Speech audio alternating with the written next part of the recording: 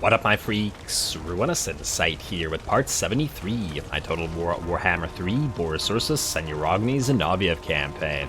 So as we saw last time, a battle-filled episode saw us fight at several locations in massive battles wherein the sieges that have been waiting around seemed to have activated all at the same time. A massive Khornate battle over at the Frozen Landing saw us victorious, though it was a fairly close call, as well as a fight over in Karak Vlag, an attack by the remains of the broken Bearsunling faction with the help of another Khornate unit, saw us still victorious again. Now we are going to have to wait and see if Krakadrak is going to follow the same pattern, because the dwarfs are attacking, and it is most likely going to be the case that the other units, Kugath's little army, well, not Kugath himself, but the Nurgle army, is probably going to attack right after, although I suppose it does depend on whether it moves after or before the rebels. Hopefully rebels move last before everybody else, or after everybody else, and then we'll at least get a turn to heal up here. But I guess we'll see. Let's see if we can make this happen. Obviously this is going to be a cinematic battle once again, because, well, it should be a fun time. We don't often see dwarfs fighting in this campaign, so we might as well.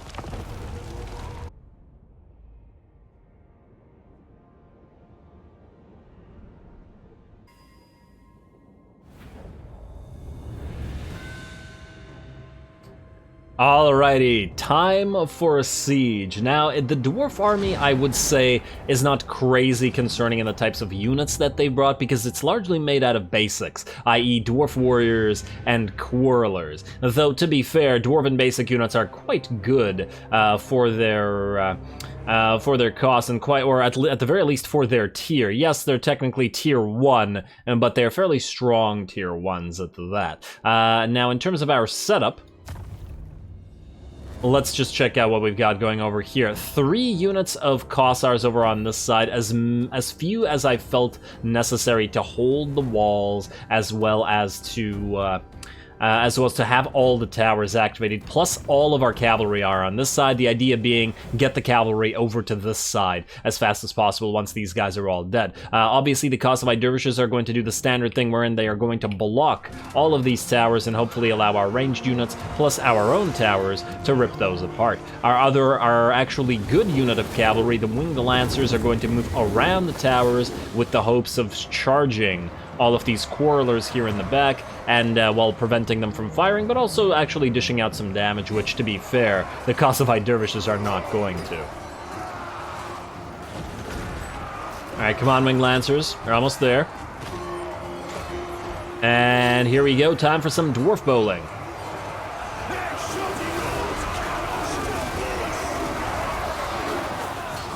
Very nice, very nice. They should keep those quarrelers occupied for a little while. We also have our Lord over on this side. I was hoping just in case we need him to fight the enemy Rune Lord, who is taking very little damage from our arrow fire. Probably better off attacking those others. But anyway, this location should be pretty much in the bag. One of the enemy towers is already down. The others are being blocked very well by the Kossovite dervishes. And honestly, this does make it seem like the Kossovite dervishes are better at blocking some things than others. Or some towers than others, or maybe some towers are more effective at pushing through than others. But anyway, that was sort of the side battle. This is the main battle, where most of the enemies are going through. The enemy are also going to be able to push a ram towards the gate, and we just don't have the firepower to prevent them from doing so. While our own range units are destroying enemy miners quite easily, but that's because they're miners. The enemy dwarf warriors, between their shields and their heavy armor, should be just fine.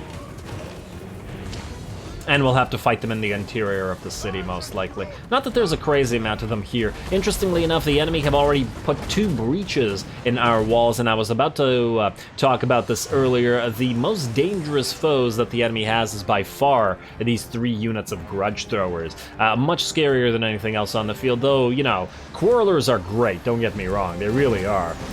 It's just that, from a siege perspective, these things are a lot scarier, and I think they've done by far the most damage thus far as well. Like, the armored Cossars were standing on top of this location, and then the wall got brought down, and the unit basically destroyed. Now, we've also summoned an elemental bear with the hopes of breathing on these guys, but also in the hopes of turning them in such a way that the enemy can actually be hit by our units on the walls, because before they were standing like this, just out of the range of our Cossars, but now they might actually be hittable, which is great. One thing I regret in this particular battle is I actually told all of our towers to attack those grudge throwers, but because they're basic garbage tier 1 towers, they really didn't achieve much.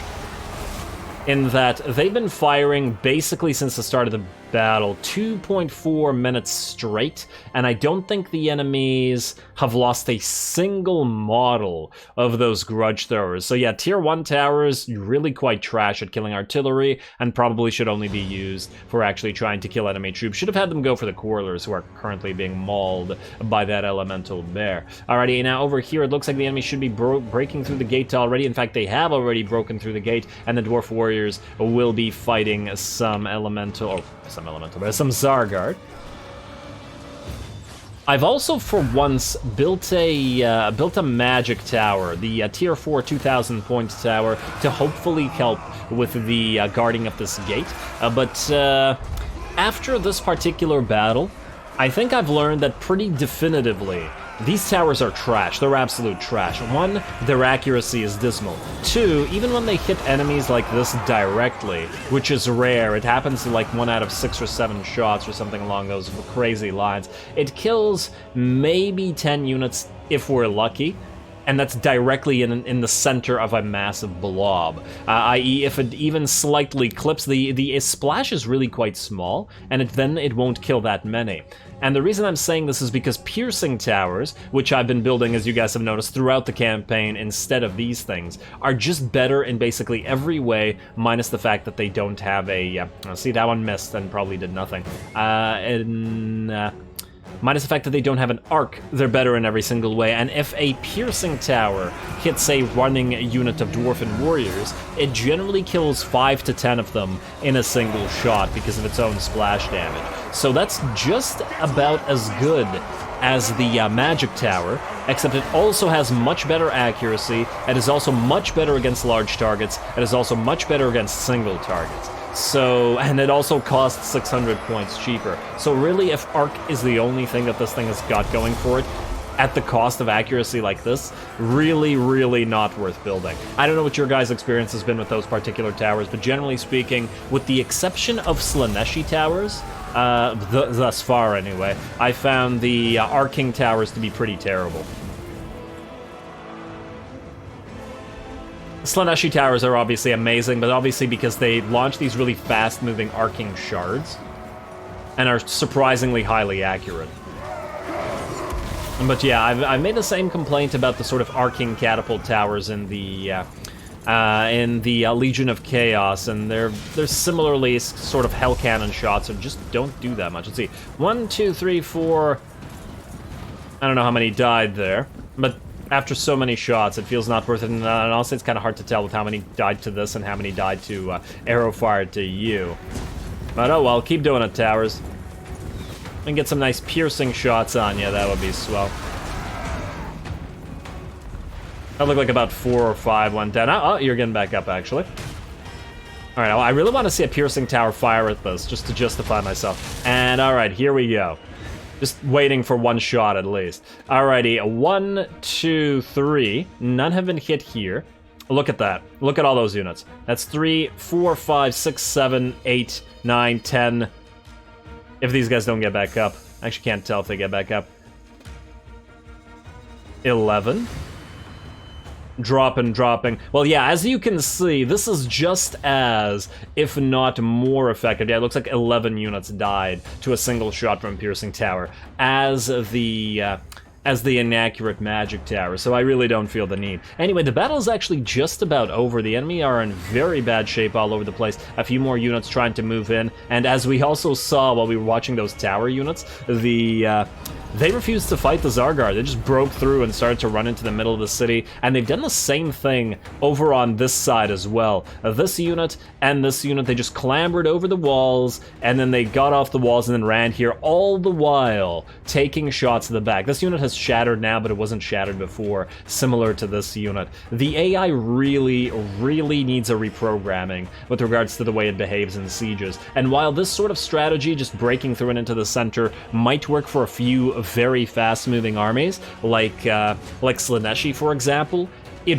really does not work for most armies, especially dwarfs, Nurgle, undead, anything that moves slowly. Like, imagine how long they have to travel from here all the way to the center, or the main capture point, just to try to capture it while taking damage the entire time. Yeah, that really doesn't work. Honestly, this battle turned out to be super easy. Oh, we can't tell how many troops we've lost, but yeah.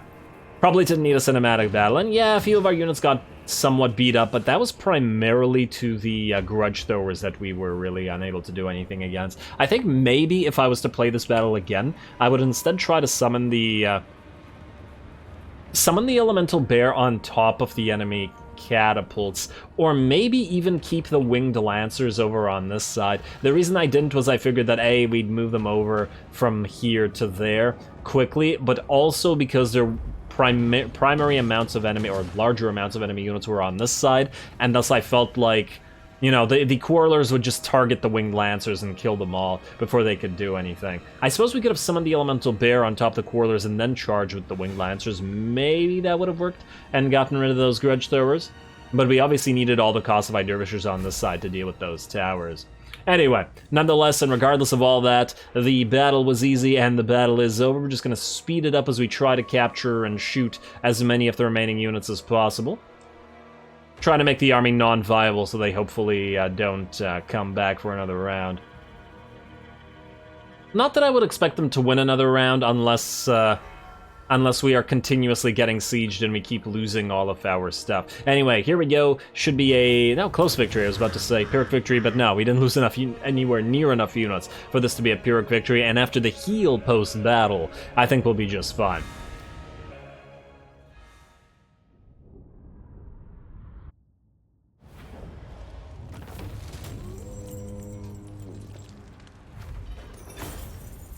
Alright, well, in terms of unit losses, I gotta say that wasn't too bad at all. The unfortunate thing is that they breached our walls repeatedly, and thus if anybody else attacks, well, we're not gonna have walls to hide behind, or I believe gates, and most likely these guys will indeed attack us this turn. We're obviously going to heal up here because maybe we can hold off an army of Nurglite units. It really depends on what exactly is in said army. You're not gonna siege again, are you? Oh. That's kind of annoying. I'm not actually sure that that's a bad thing or... Oh, you gotta be kidding me. Actually, wait. None but Slanesh may dominate me. Maybe not. Maybe not, you gotta be kidding me. Alexandra Castina is on the way, so this feels like it would be a nice battle. It's annoying that the army just popped out of that, like, immediately, without even waiting a single turn. And oh, it looks like more Coronate units are moving up as well, plus some Norskins, although I'm hoping that Erengrad can hold by itself for a little while, because Beledna is needed to defend elsewhere. Now, in terms of that, we can't quite reach our own territory in 2 turns. Damn, 7 turns? I really feel like we should try to save Volgograd, even though a lot of other places are gonna be in trouble. At the very least, Volgograd has been under siege for a while. Yeah. I think we move. Is there any way to speed ourselves up? No, it doesn't look like it. Alright, well then screw that. Oh, wait. Actually, in terms of this, so yes, you need Ice Maiden's Kiss, and you probably want to level up Crystal Sanctuary, but we'll still have a few points left over. You have everything you want out of this, unless I'm mistaken, unless we want to get the skilled craftsman for those little Groms.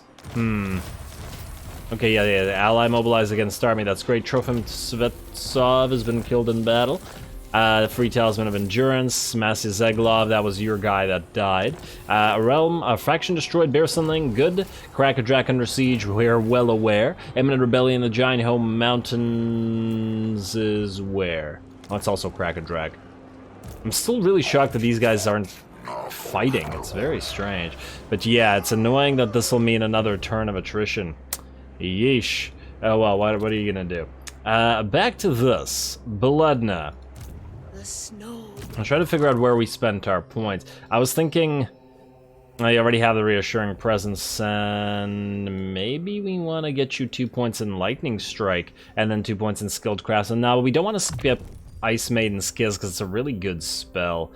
And I'm disinclined to skip Ursun's Protection as well. But, you know, Lightning Strike is really quite useful. Especially now that we're seeing a lot of armies together. So maybe we get it anyway. And then we'll have 2 points to play around with. Maybe we'll get Ursun's Protection. Maybe we'll spread them out along various spells. I do actually like Frost Blades. It's a fairly decent buff. The question is, can anybody in this particular army get a lot of benefit from it? I'm not entirely sure. But it is a good buff, even if the duration is relatively short. And cutting it down by 3 in terms of cost is also pretty good. Then again, more ammunition for the little Groms is pretty great. The armor doesn't really matter so much, though. And their ammunition is pretty good now. We've got a lot of ammo stores. But anyway, we can't hit Bosenfels in a single round, and while I would love to take it, I think our best bet is to ignore it and head directly to Bolgasgrad as fast as possible instead. We can always take this really at our leisure, because it's not really defended as such. Alrighty, now Boris, has Skarbrand showed up? Skarbrand has not showed up. Okay, so we can attack this. We can go for the final battle with Be'lakor at our leisure at the start of next episode, really, because we probably won't have time to do it this episode, as it'll be a whole thing. Also, wait, we got an Ataman question. What do you got? Pragmatic Defender. Yeah, definitely Pragmatic Defender. Reduction under Siege. It's nice. That's very nice. It's actually quite useful. Buff up those harbor defenses with that. Zoyshank, what are you at? Urine Purge the Steppes. Yeah, that's what you're supposed to be using. That's fine. We got a lot of money right now. My natural Which is good. Doku Ungalov, you are going to replace the guy that died. Oh. There's another little army here. Oh, Masya. Now here's the question for you, Masya. Do you want to replace some of the stuff you lost, or do we... Or are we okay as we are? I'm kind of tempted to get you at least 1 Hellstorm rocket battery. And yeah, I know that the mortars do quite well here, but 3 mortars and 1 Hellstorm in a defensive location. Pretty damn nice. I don't want to waste all the allegiance on a tank. Yeah, fine. Let's get you at least 1 rocket artillery. And your Rogni. You keep moving. It does make sense that the enemy actually attacked last turn, since they can probably sense Urogni approaching, and they know what's going to happen when he gets there. Now, this I do want to fight, but let's just complete whatever else we were doing here. Alexander Kristina, Beledna. Yes, you are at 45% research. Do we want to close any more rifts here? Do we want to do anything with this? Ooh, we could move you up here. Ooh, no, wait, maybe we want to move you towards Jared and try to damage him. I think Beledna the Defender is actually going to reach him before you do. But we could give it a try. Ooh, also, how's your Confed? 17. If you lose your main army and have nothing else, maybe, possibly, it might happen. Also, who are you? Oh, you're moving towards Jared. Ooh, that would be great. That would be really great if we didn't need to deal with that. Alrighty, Kristina. Alright, let's do some admin, at least a little bit of admin. Oh, damn it, there's another one of these here? Man, our entire territory... Oh, no. There's another one here. Okay, we need to close this. We have no... Wait. We have a night patrol house here. How is this possible? What? How is this possible? What is going on here? Game. I don't appreciate that. And we can't summon a Patriarch here. or here. Wait, can we summon a patriarch anywhere? I destroyed all the churches. I am concerned. We have no churches nearby anyway. How are we gonna close that rift? These places don't have walls. Which is why we had that warpstone locust. No, wait, this doesn't matter now that I think about it. I think the rift will disappear once we kill Be'lakor. I could be wrong, though. We should still probably attack these armies just in case. Or at the very least to have the fun of screwing around with that army. Anyway, let's just do some buildings and then we'll attack you. Try out this army for its first time. Make its debut. Frozen Landing, I'm not going to upgrade you as yet, although we do have the money now. You, definitely. Definitely have the money for all this. We even have the money for this, just to increase our growth a little bit more for the Black Fortress there. The Northern Oblast, we don't need to do anything about. In fact, we could replace you whenever we damn well feel like it, but we'll just leave that to later. The Silver Pinnacle, I guess we'll keep the church, and yes, indeed, we can summon... Oh, we can summon another Strongholder. Can we summon one here? Yeah, you know what? Summon another Strongholder here. I do want this guy to have 2 Strongholders, after all. Then... Okay, wait. And what's the other buildings we gotta make? World's Edge Mountains, nothing. High Pass, well, you know what? Let's upgrade Carrick Vlag, since we have the money now. And Temple of Heimkel. I guess we're gonna put a farm estate up. Although, considering this place is probably never going to make a ton of money, maybe this is a place for more of these Orthodoxy churches. By and large, for the hero capacity for the Patriarchs and nothing else. I don't really care about the, well, 200 money still. You know what, let's start with this, because we clearly ran out of Patriarch capacity everywhere, and we need to get some of it back, especially as we are going to be destroying more churches in the future. This particular location doesn't need to make a ton of money, especially as it's only a 2-point location, though it does have a port, which will increase money further. Damn, on the other hand, if we replace both churches with this stuff, it might make a lot of money. You know what, we'll keep an eye on some other locations that don't make a lot of cash, and then maybe we'll swap some stuff around. Anyway, I believe that's all the buildings that need to be done right now. We'll have to figure out what to do about all this nonsense. Oh, you know what, just in case, maybe we'll summon a Patriarch somewhere here. Where is the nearest church? Okay, it looks like really this is the closest one. There's one at the Tower of Golgoth, which means that there should be one at... Wait. Tower of Greeth is not related to this. I don't remember where the rifts actually disappear, so I want to summon a Patriarch just in case they don't. Alright, you, get ready, and go here to close that down. Then... it's time for our debut for Alexandra Castina. We'll see just how effective she is. That's a lot of enemy range, unfortunately, which is not so great for this particular army. But, hey, we still gotta give it a try. Now you, Patriarch, you're gonna get replenished troops maxed out. Ursun's Protection... Let's get Impassioned. You know what, for this particular battle, maybe Ursun's Protection is the way to go. And let's get you Impassioned. There you go, buddy. I'm excited for this one, though. Let's get to it. Debut of Alexandra Castina's army. Valiant defeat, eh? Interesting and worrisome. Let us get the Banner of Eternal Flame on the heavy war sleds, who are going to be the main units. Now, this is an immunity to psychology for area. You have stock, so you're actually hidden and you don't care about things. Leadership probably should be on these guys. Or in fact, put them on the flanks. Like so. Immune to psychology. Yeah, you know what? Let's put it on... let's put it on the ice switch for now. And then we'll see. We'll see. Alrighty, casualties high. Okay. Yeah, I don't like the sound of that, but let's see if it's false or whether it's correct. Go.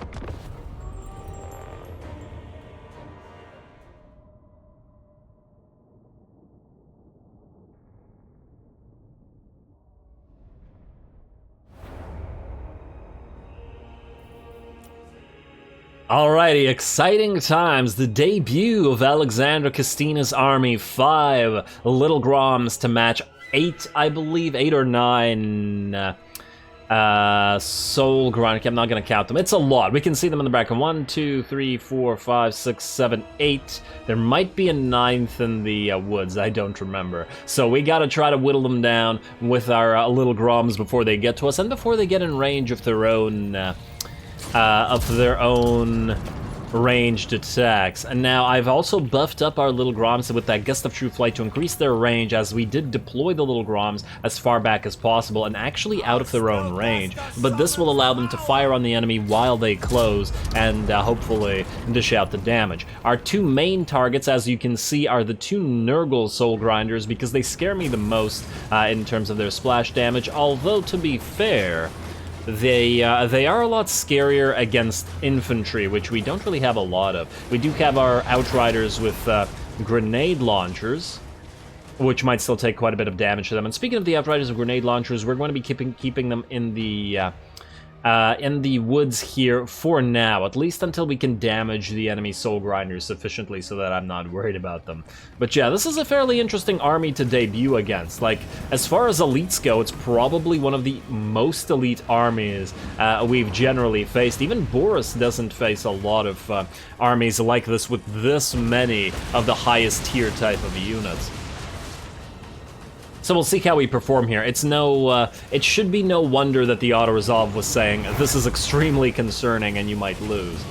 Or actually the auto-resolve was saying you will lose, but we all know how the auto-resolve is about stuff, and overestimating the enemy's capability. Anyway, here we go. The Elemental Bear is summoned, hopefully to breathe and block whatever it can. There we go, getting a small breath attack on one of the enemy Soul Grinders, and yes, that's more effective on infantry, but I figured, you know, we might as well try to dish out as much damage to the Soul Grinders as possible. Now, our Grenadiers, our Outriders with missile launch or grenade launchers are now moving out, and ooh, I think this is the first time we're looking at them. They actually don't look too bad in the Kislev colors. Yeah, some of the Empire troops have been hit and miss, but I think the capes, or the cloaks, or whatever, kind of make this a unit. Although, to be fair, they're looking real Slaneshi because of this, because of the color scheme. But still, Slaneshi or not, they don't look too bad.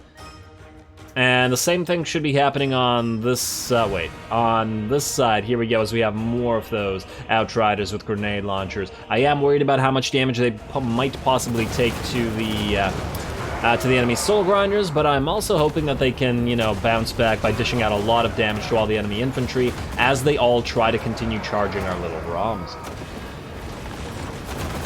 Fortunately, because they are skirmishers just like the rest of our army, basically, they are not going to get caught by any of the infantry. Alrighty, and then over on this side, the same thing happening, and this is sort of an ideal matchup for the Outriders, mostly because the enemy Nurgle units are way too slow to catch them. And stand fairly close to each other. And ooh, look at that. In the center, we have all of our warsteads charging through the enemy army. Well, if you're wondering why I decided to do that rather than lead them away, is I figured the Soul Grinders are the much more important targets. And while a couple have died to our little Grom fire already, another one about to follow suit, we still need to destroy the rest with our armor-piercing damage from them. That will mean we'll leave the little Groms out to dry a little bit. But I think that they should be able to survive fighting enemy infantry at the very least. Besides, all the damage that's coming in is primarily from the Soul Grinders anyway. Alrighty, speaking of Soul Grinders, looks like this one's about to go. There's another one that's just about dead over on this side, a Cornate unit that's being focused by these two light warsleds. Down you go, Cornate Soul Grinder, and another one about to follow suit here with another volley, I think. Or was that that one? I think it was that one. Yeah, that one just died. Wrong one, damn. Oh, I never noticed that it leaves like a shadow of where it disappears. That's pretty cool. Or I guess that was where the is this like a shadow like burned into the ground, or is this like footprints in the snow? Does anybody else leave footprints? I don't think they do. We should take a look at larger units. Interesting, though. That'll look pretty neat. Alrighty, anyway, let's check back on the balance of power. Another one of the Soul Grinders is just about done, and two of them are actually just about done. And then it looks like 3 will remain. 2 here, and I think there was one fighting the little Groms out here. Yeah. It's actually done a fairly decent amount of damage to our little Groms, but yeah, that's one of the nice things about little Groms, like Cygors and like Bone Giants. They can, at least to a decent degree, take care of themselves. I mean, the Kislev roster is all about the hybrid units, so it does make sense. Though obviously it's not gonna win against an enemy Soul Grinder, I still think that's pretty okay. The enemy Lord is also pretty badly beat up now. The Patriarch and our Lord Alexandra Christina has been fighting the Herald of Slaanesh, who is a level 50. I just realized. Damn. Not too bad. Fortunately, the Patriarch can out-heal the damage that she appears to be dealing, and the Ice Witch was fighting her as well, but got trapped by a bunch of units, which are now being hailstormed. Nice, nice. We're getting a little bit too close for a few of our little Groms, so we're just going to move them back. This one's moving back and is setting up its fire again on enemy Soul Grinders, and then this one is just trying to run away from the enemy Soul Grinder, which has been focusing it down. The Outriders have also been doing a fairly good job. They've been dishing out the damage to a lot of the enemy infantry this entire time, although here, they're going to take some damage back. Alright, you guys need a more proper volley. There you go. And there you go. And I also got to point out that we haven't come out of this unscathed. A few of our war sleds have been brought down, although on the bright side, a lot of them are hurt, like this one, but haven't lost a ton of their model counts. And there we go. It looks like we've dealt sufficient damage for the enemy army to start wavering. Only a couple Soul Grinders remain. The enemy Lord is just about done as well, getting caught by our Frostmane, as well as the charge into the rear formation of these units while they were attacking our little Groms by our war sleds. And there we go. Just a few more units to bring down, and the battle will be ours. There you go, very nice. Ooh, gotta be careful with the Outriders and hurting our own units. Although I suppose they probably don't dish out a lot of damage to... war sleds and larger targets. I'd actually be curious to see. Damn, I probably should have tried to see how much damage they were able to do to that Soul Grinder. Must be really irritating, though, to be in that Soul Grinder's position, having all those grenades exploding at you, like hundreds of them every few seconds, being unable to move. Yeah, alrighty, well, the battle is ours, and we certainly took some damage, but as we can see from the Allied troop count, while we did lose units, out of 235, we still have 219 remaining, so less than 20 units dead. Now, granted, most of those units would have been war sleds, so that's still a fair amount, but we still had plenty of units left to fight, especially if we consider it to be, like, minus 120, as in minus the Outrider units, and just consider the war sleds. Oh, it's not even 120. Minus 96. Yeah, that's still pretty damn solid. And there we go, a Pyrrhic victory, sure, but against a pretty damn tough army. And I'm pretty happy with that. 19 losses, or wait, not 19, I forgot what the number of losses we actually got were. Whatever the losses we got were I feel like comparable to the number of losses that would have happened in Boris Ursus's army, right? I feel like this is similar to the amount that we would have lost in terms of Warbear Riders had Boris fought this particular army. So pretty happy with Alexandra Christina, and I'm excited to try this army against actually properly built armies, like even sort of armies, rather than these weird little summoned Soul Grinder armies. Anyway, there we go. Let's see the actual damage, and the damage done as well.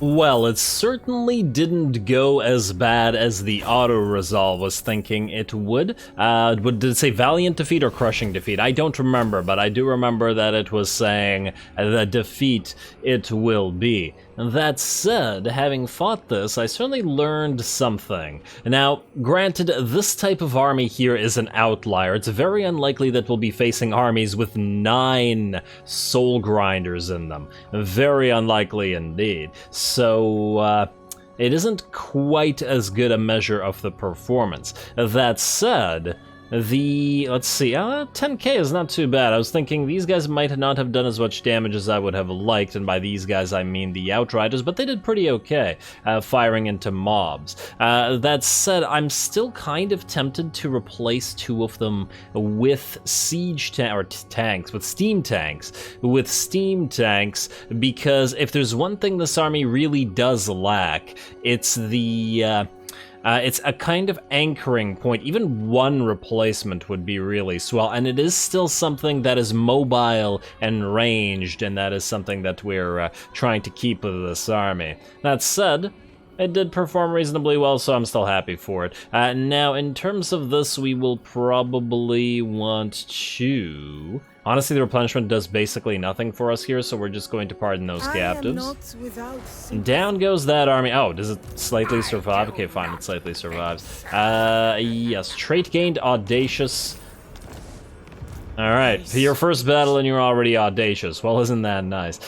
You guys still need to be killed. Can you reach this? No, it looks like no, because this is red. Now, I'm just wondering... would we be able to close this rift? You know what, I'm not gonna click it right now because closing it might mean another battle, and we're out of time here. I'd love to auto-resolve it, but, you know, who knows what kind of battle. In fact, we could click it right now just to see. If we close this rift, what kind of battle will it bring out? A Pyrrhic victory, eh? Yeah, see, this is one of those situations where, you know what, we're gonna fight this real quick. We're out of time, but I'm gonna fight this from range, and we're just going to speed through this, because this is going to be a stupidly easy battle in theory. But who knows? I still rather close this, and hey, it's more XP for this army and all that sort of stuff, and we can't auto-resolve anyway. Alrighty, this time though, we're going to do it a little bit differently than last time, since they don't have soul grinders and are all a giant pile of infantry. We can feel free to... Hey, what the heck? Where are they?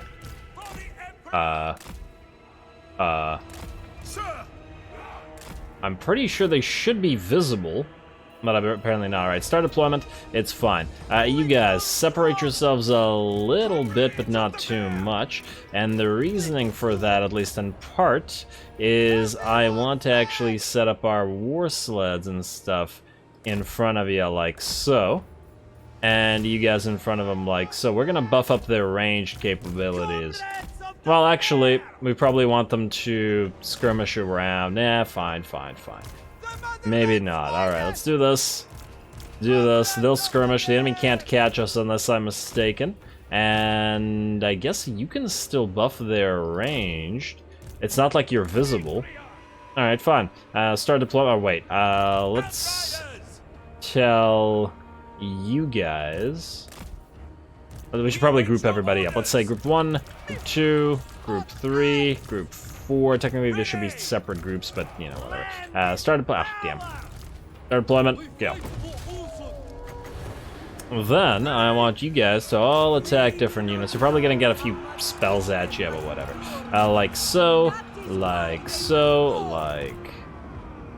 So, there you go. They're all in skirmish, so as long as the skirmish doesn't screw itself up, then we'll be fine. Now, I want 2 little Groms attacking the enemy lord, and then I want as many of you as possible firing on units otherwise. There we go. Then I want you to buff everybody up with that sweet, sweet accuracy buff. We probably don't need it on the horses. Yeah. Alright, there you go. Just do what you do. And I managed to get a cast of a spell in their way. Alright, let's see how devastated their army will be by the time they get to us. Ooh, there's a set of actual cav in here. We're gonna block that with our summon, though. Gotta love that dodge. Free elemental bear. Considering this, the main thing that this army needs is the ability to use that. Okay, no, you guys back off. You're good here, but I want you to stop that 1 unit of Hellstriders. And let's get another one of these. Alright, do you want to breathe on anybody? I think we're good. Alright, they're getting closer to the little Groms, but I can't say I'm super concerned right now. Alrighty, you guys get back in action. Yeah, all of you. Just get back in action. I'm just gonna pay attention to who's in melee and who's not. You're in melee. You know what? Let's engage you. Let's also heal you up while we're at it. Yeah, this one unit is doing a really good job of annoying us here. Ooh. Put this in the way. Alright, there we go. Now, please kill that. It's...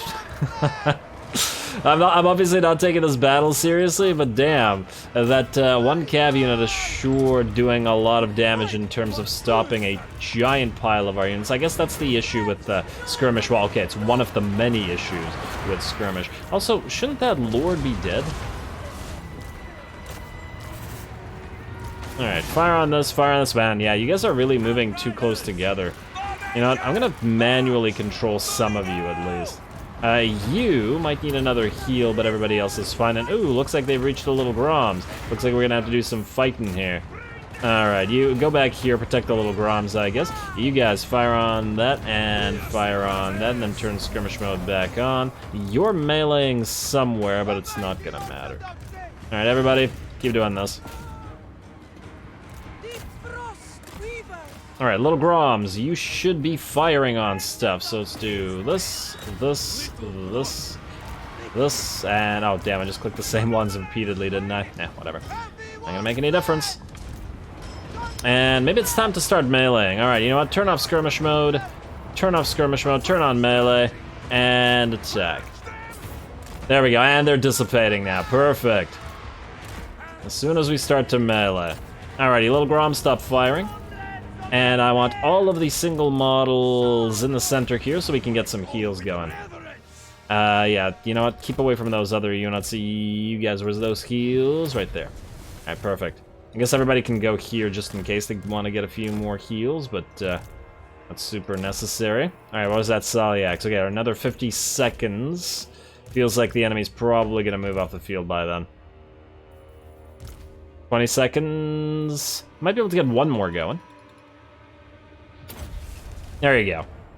Alrighty, that might have actually healed us up more than we started with. End battle, and yes, end battle. Should have been auto-resolvable, it really should have.